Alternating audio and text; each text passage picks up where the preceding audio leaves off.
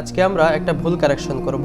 সূরাতুল ফাতিহার প্রথম আয়াতের প্রথম শব্দ, এই একটা শব্দের মধ্যেই সচরাচর আমাদের তিনটি ভুল হয়ে থাকে। প্রথমত হচ্ছে আলহামদু, আমরা অনেকেই পড়ি আলহামদু। প্রথম উচ্চারণটি হলো আল, একটু শক্ত করে মাখরাজে ধাক্কা দিয়ে আল। অপরটি হলো আল, এটা ভুল। আল আল আল আল।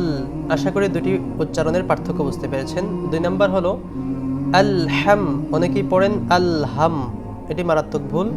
সঠিক উচ্চারণ কণ্ঠনালীতে হালকা চাপ দিয়ে আলহাম আলহাম আলহাম আলহাম আলহাম।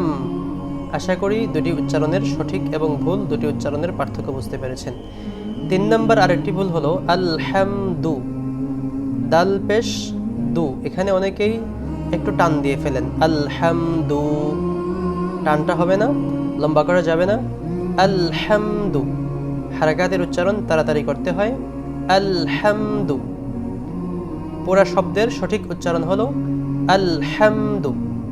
আবারও বলছি আলহামদু আলহামদু। আশা করি ভিডিওটি আপনাদের উপকারে আসবে। অবশ্যই ভিডিওটি শেয়ার করে দিবেন এবং পরবর্তীতে কোন শব্দের সঠিক উচ্চারণ জানতে চান অবশ্যই কমেন্টে জানাবেন। আজকের মতো এখানে বিদায় নিচ্ছি। আসসালামু আলাইকুম ওয়া রাহমাতুল্লাহি ওয়া বারাকাতুহু।